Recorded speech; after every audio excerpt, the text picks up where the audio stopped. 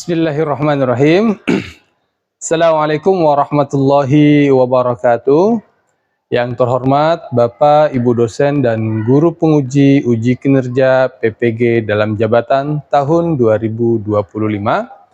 Perkenalkan, nama saya Muammar Badillah, salah satu guru di SMP Negeri 234 Jakarta, sekaligus sebagai mahasiswa PPG dalam jabatan tahun 2025, angkatan ketiga, jurusan Pendidikan Agama Islam di LPTK Universitas Islam Negeri Syarif Hidayatullah Jakarta dengan NIM 425001452. Pada hari ini, Senin 13 Oktober 2025, insya Allah saya akan melaksanakan uji kinerja di SMP Negeri 234 Jakarta pada kelas 7 dengan materi menghadirkan sholat dan zikir dalam kehidupan dengan model pembelajaran problem based learning yang terintegrasikan dengan deep learning. Terima kasih dan selamat menyaksikan. Assalamualaikum.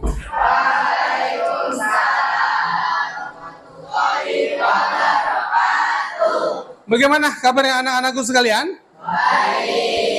Baik, alhamdulillah. Baik, anak-anakku sekalian, sebelum saya mulai materi, saya minta kalian untuk berdoa terlebih dahulu. Perwakilan dari kelas, monggo silakan dipimpin doa. Mari teman-teman, sebelum kita mulai pelajaran yang hari ini, alangkah baiknya kita berdoa. Berdoa dimulai.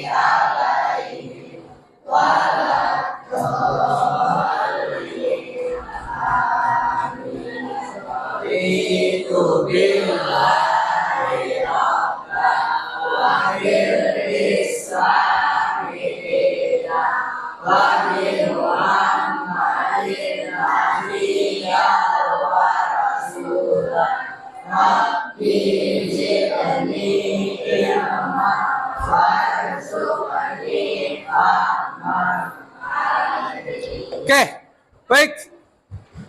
Untuk meningkatkan rasa nasionalisme kita dan untuk menimbulkan rasa cinta tanah air kita, mari sama-sama kita membacakan lagu Indonesia Raya.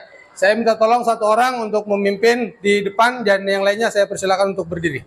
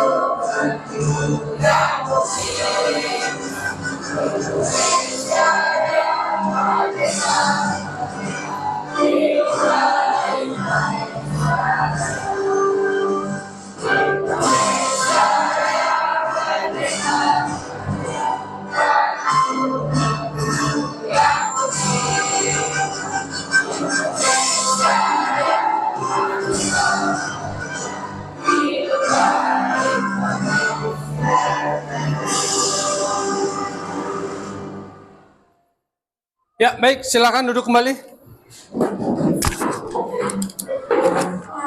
Sudah siap belajar semuanya? Buku paketnya dibawa? Kebersihan kelasnya, alhamdulillah saya cek sudah bersih. Sebelum itu saya ingin mengecek absensi kalian terlebih dahulu. Kelas 7 2. Siapa yang tidak masuk? Sacio, kenapa Sacio? Sakit. Kemudian siapa lagi? Siapa? Muhammad Said. Kenapa Muhammad Said? Sakit. Oke, baik. Semoga teman-teman kita yang sakit diberikan kesehatan sehingga bisa mengikuti kegiatan belajar mengajar seperti sedia kala. Amin, amin ya robbal. Amin. Baik anak-anakku sekalian. Sebelum saya melanjutkan proses pembelajaran kita pada bab ini, saya akan menanyakan kepada kalian tentang pelajaran yang minggu lalu saya jelaskan kepada kalian. Bab berapa? Bab 2, materi tentang apa? Asmaul Husna. Oke, baik. Pertanyaan pertama. Siap-siap. Ada berapakah Asmaul Husna? Yang bisa menjawab silakan angkat tangan. Ya. 99. Ada 99. Betul atau salah? Oke. Pertanyaan selanjutnya. Apa pengertian dari Asmaul Husna? Yang bisa menjawab silakan angkat tangan. Ya. Berdiri. Menurut bahasa, al-asma al-husna berasal dari dua kata al-asma dan al-husna. Al-asma bentuk jamak dari kata al-husna, artinya nama. Al-husna artinya yang terbaik atau yang terbaik. Dalam hal ini, al-asma al-husna dapat diartikan sebagai nama-nama. Ya, betul. Al-asma al-husna berasal dari gabungan kata. Apa katanya? Al-asma dan al-husna. Oke, betul. Pertanyaan selanjutnya.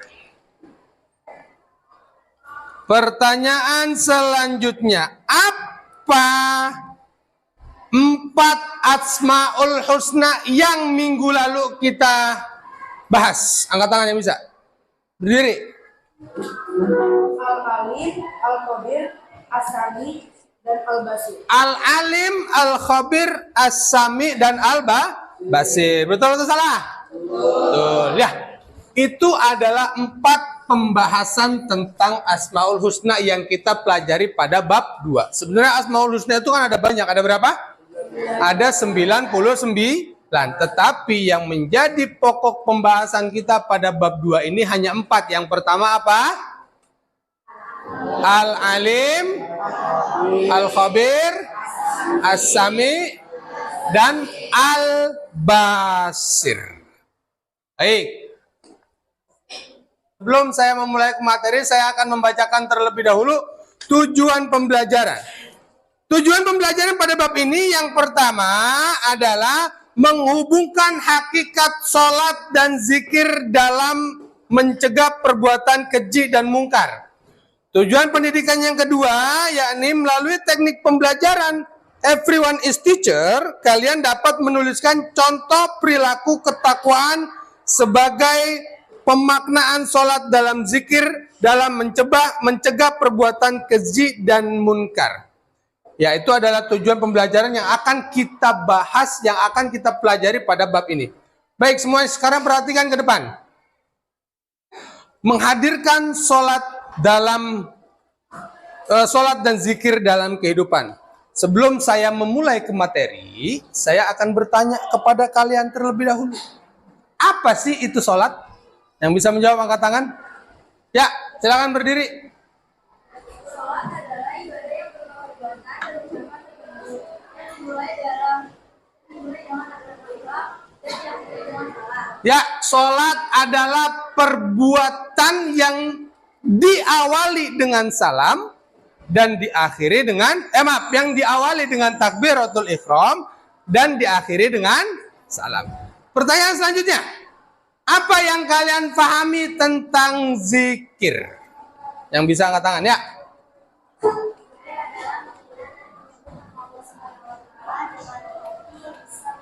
Ya, betul sekali. Baik. Nah, pada bab ini kita akan membahas tentang sholat dan zikir dalam kehidupan.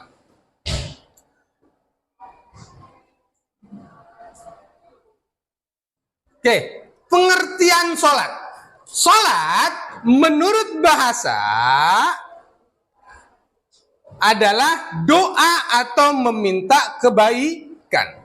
Sedangkan sholat menurut istilah adalah serangkaian ucapan dan gerakan yang tertentu yang dimulai dengan takbir ya, dan diakhiri dengan salam sebagai sebuah ibadah ritual. Nabi Muhammad SAW pernah bersabda, as-salatu imaduddin. Salat itu adalah imad. Apa itu imad? Kalian tahu rumah?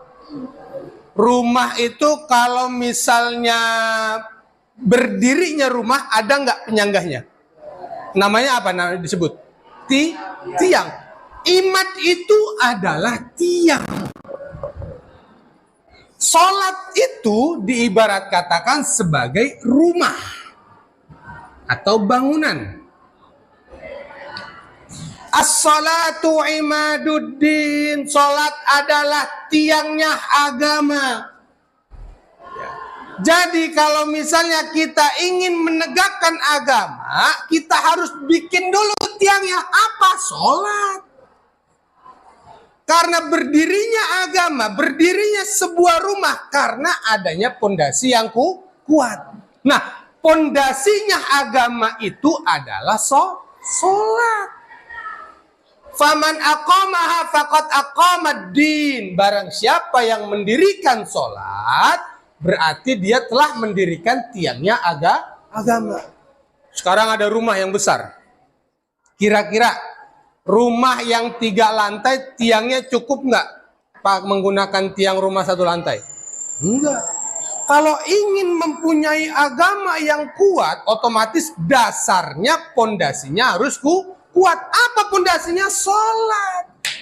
Kalau misalnya kita tidak sholat, maka paman hadamaha faqad hadamaddin. Barang siapa yang meninggalkan sholat, berarti ia sama saja meninggalkan atau menghancurkan agama. Karena agama diibarat katakan sebagai rumah dan sholat adalah tiangnya. Paham sampai sini? Oke, selanjutnya. Salat disyariatkan kepada Nabi Muhammad sallallahu alaihi wasallam ya, pada peristiwa Isra dan Mi'raj, yakni ada 2 versi. Yang pertama pada tanggal 27 Rajab tahun 7 Hijriah, versi yang kedua 17 Ramadan tahun 12 Hijriah. Dalil Al-Qur'an, dalil As-Sunnah dan juga dalil ijma banyak yang sepakat bahwasanya sesungguhnya salat itu fardu yang ditentukan atas orang-orang yang beriman. Maka dirikanlah salat. Sesuai dengan hadis Nabi Muhammad sallallahu alaihi wasallam, Allahumma shalli wa sallim wa barik, buniyal islamu ala khamsin. Islam itu didirikan atas 5 perkara. Rukun Islam. Ada berapa rukun Islam? Yang pertama, mengucap 2 kalimat. Yang kedua, mendirikan Yang ketiga, membayar Yang keempat, puasa pada bulan Ramadan. Dan yang kelima, pergi haji jika Nah, lihat, sholat ini termasuk dari rukun Islam yang kedua, menegakkan sholat. Sebelumnya saya sudah jelaskan, apa sih itu rukun? Rukun itu adalah apa? Hal-hal yang harus dilaksanakan seseorang dalam mengerjakan sesuatu. Apabila salah satunya tidak dikerjakan, maka pekerjaan tersebut dikatakan tidak sah. Maka rukun Islam yang kedua, sholat. Kalau misalnya kalian atau kita tidak sholat, berarti kita Islam ya belum sempurna. Karena meninggalkan salah satu rukun Islam. Rukun sholat, setiap perkataan atau perbuatan yang akan membentuk hakikat sholat, jika salah satu rukun ini tidak ada, maka sholat pun tidak teranggap secara syar'i dan juga tidak bisa diganti dengan sujud syahwi. Seperti tadi yang saya bilang, rukun itu kan berarti wajib dilakukan dan tidak boleh tertinggal. Nah, sholat pun sama. Ada rukun sholat, hal-hal yang harus dilaksanakan seseorang ketika ingin mengerjakan sholat. Apa sih Pak yang pertama? Nah, yang pertama adalah niat. Kalau mau sholat subuh, niatnya gimana? Usalli fardhu subhi rak'ataini mustaqbilal. Terus lahi niat sholat zuhur. Ayo sama-sama 1, 2, 3. Zuhri arba'a raka'atin mustaqbilal kiblati adaan lillahi. Oke, yang pertama adalah niat. Yang kedua adalah takbiratul ihram. Allahu Akbar. Nah, itu kan takbiratul ihram.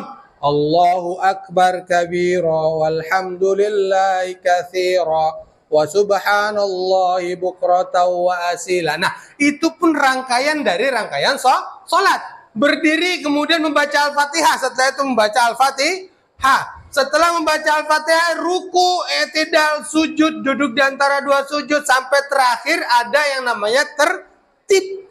Dan juga tumakninah. Tahu tumakninah? Jadi tumakninah itu diam sejenak. Contohnya, kalian misalnya ruku. Ya. Setelah ruku kan i'tidal. Sami Allahu liman hamidah. Diam sebentar, baru membaca doa i'tidal. Paham sampai sini? Tidak langsung Sami Allahu liman hamidah Rabbana lakal hamdu min usan. Tidak, tetapi tenang baru membaca. Seperti itu. Baik, selanjutnya ya, setelah niat takbiratul ihram kemudian berdiri. Ya, selanjutnya membaca Al-Fatihah dan dilanjut dengan surat-surat pendek atau surat-surat yang terdapat di dalam Al-Quran, dan terakhir ditutup dengan salam. Oke, baik. Sholat sudah, sekarang berzikir. Pengertian zikir bisa kalian lihat di buku paket, nak. Zikir itu adalah mengingat. Betul ya? Zikir berasal dari bahasa Arab. Dzakara yadhkuru, artinya mengingat. Allah Subhanahu wa taala berfirman dalam Al-Qur'an surat Al-Ahzab ayat 41, ayat 41. Ya ayyuhalladzina amanu dzkurullaha dzikran katsiran. Wahai orang-orang yang beriman, berzikirlah dengan menyebut nama Allah Subhanahu wa taala. Ayat tersebut menjelaskan bahwa Allah memerintahkan manusia untuk selalu mengingat kepada Allah Subhanahu wa taala, Sang Pencipta alam semesta. Adapun zikir terbagi menjadi 3 cara. Tata cara zikir itu terbagi menjadi 3 cara. Yang pertama, zikir menggunakan lisan. Tahu lisan? Ya, menggunakan ucap. Yang kedua, berzikir menggunakan hati. Nih, zikirnya pakai hati. Ya. Dan yang ketiga, apa yang ketiga, nak? Mentaati seluruh perintah dan menjauhi seluruh larangan yang dilarang oleh Allah Subhanahu wa wa ta'ala. Kemudian salat membimbing manusia untuk selalu ingat kepadanya. Dan salat terdapat bacaan tasbih, terdapat bacaan tahmid, dan juga terdapat bacaan takbir. Manusia yang sholat akan merasakan kebesaran dan keagungan Allah. Oleh karena itu, sangat penting agar sholat disertai dengan hati yang khusyuk. Berikut ini akan saya bagikan kepada kalian. Ya, ini adalah lembar untuk diskusi kalian. Silakan didiskusikan kepada teman kalian. Ya. Perihal bab yang tadi kita pelajari tentang sholat dan zikir dikerjakan secara kelompok. Kelompok 1, kelompok 2, mana kelompok 2? Kelompok 2, kelompok 3, kelompok 4, kelompok 4, kelompok 5. Baik, saya kasih waktu kalian untuk mengerjakan 10 menit.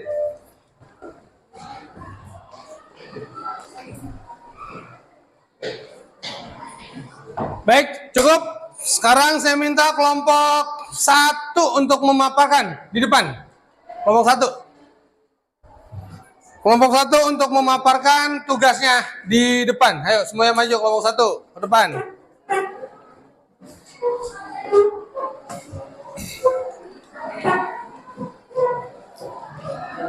Ya, diawali dengan salam. Ayo, semuanya maju ke depan kelompok 1. Ya, geseran. Kelompok 1 dipaparkan jawabannya di depan. Ya. Assalamualaikum warahmatullahi wabarakatuh. Waalaikumsalam warahmatullahi wabarakatuh. Kami di sini akan menjawab pertanyaan dari Pak Ahmad. Jawabannya, soalnya apa di sini secara bahasa dan istilah? Jawabannya, secara bahasa, zikir berasal dari kata Allah dan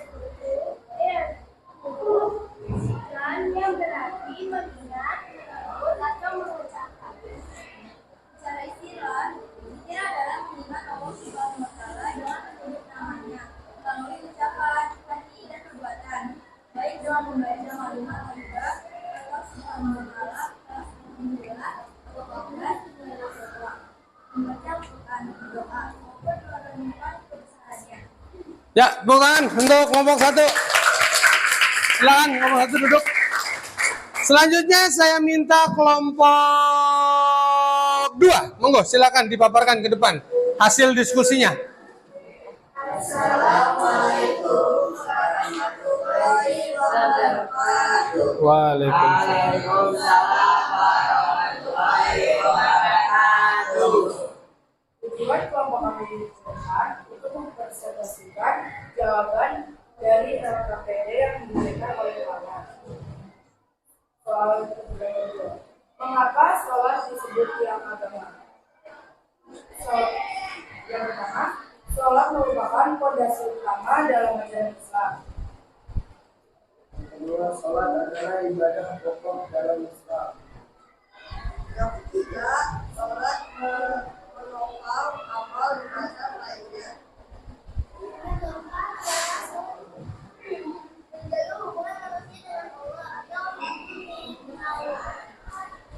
Oke, baik. Kasih tepuk tangan untuk kelompok 2. Enggak, silakan kelompok 2. Selanjutnya kelompok 3, silakan dipaparkan hasil diskusi kelompoknya. Assalamualaikum warahmatullahi wabarakatuh. Waalaikumsalam warahmatullahi wabarakatuh. Tujuan kami di sini untuk memaparkan hasil kami dari sembilan amal. Apa kritik? Sebutkan 3 manfaat sholat dan zikir dalam kehidupan sehari-hari. menenangkan hati dan pikiran. Yang ketiga, menjaga diri, berpuasa, cuci dan makan. Oke, beri tepuk tangan untuk kelompok 3. Silakan duduk. Selanjutnya kelompok 4, silakan. Assalamualaikum warahmatullahi wabarakatuh. Waalaikumsalam. warahmatullahi wabarakatuh.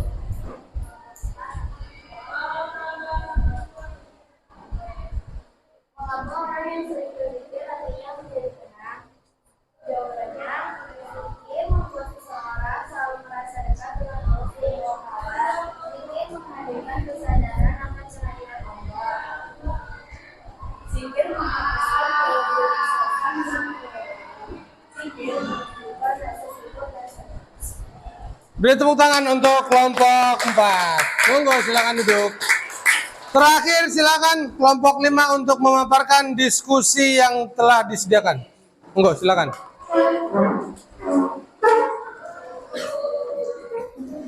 Yuk dimulai. Assalamualaikum warahmatullahi wabarakatuh. Waalaikumsalam.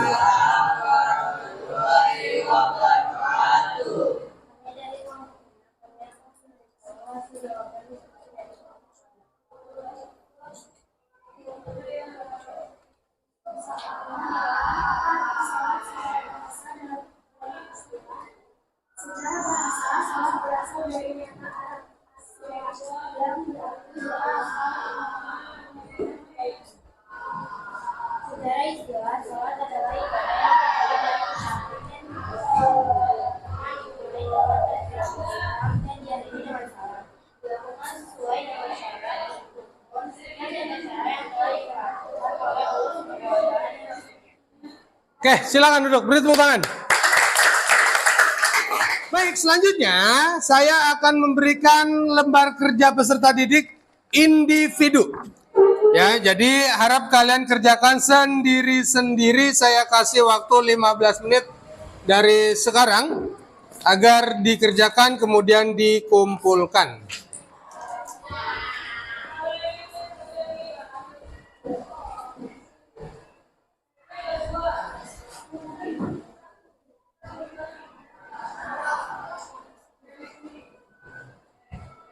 Sudah? Ya, jika sudah silakan dikumpulkan. Yuk, kumpulin. Mana?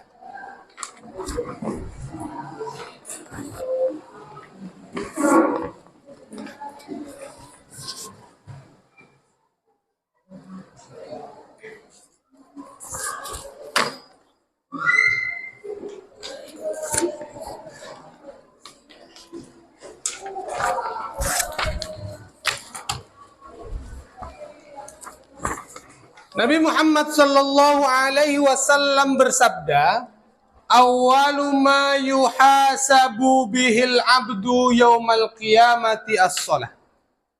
Amal perbuatan yang pertama kali dihisab di akhirat adalah sholat. Maka sholatlah sebelum kalian disolatkan. Ya. Ingat, sholat itu adalah kewajiban serta kebutuhan. Bahwasanya kita yang butuh sholat, bukan Allah yang membutuhkan sholat kita. Nabi Muhammad sallallahu alaihi wasallam bersabda, "Kalimatani khafifatani fil lisani wa thaqilatani 'alal mizan. Subhanallahi wa bihamdi, subhanallahil azim." Dua kalimat yang mana kalimat itu khafifatani fil lisan, mudah diucapkan, wa thaqilatani fil mizan, dan berat timbangannya di akhirat. Apa kalimat tersebut? Subhanallah wa bihamdi, subhanallahil azim. Ini adalah kalimat zikir yang sangat ringan diucapkan, tetapi mempunyai dampak yang berat ketika kita nanti di yaumil mizan. Oleh sebab itu, yuk sama-sama kita semangat dalam mengerjakan sholat. Yuk sama-sama kita berzikir agar kita menjadi manusia yang sangat-sangat berguna agar kita menjadi manusia yang bisa mendapatkan surganya Allah Subhanahu wa Ta'ala. Baik, sekian pembelajaran pada hari ini. Semoga kalian semua dapat memahaminya. Wallahu muwaffiq ila aqwamit thoriq. Akhirul kalam. Assalamualaikum warahmatullahi wabarakatuh.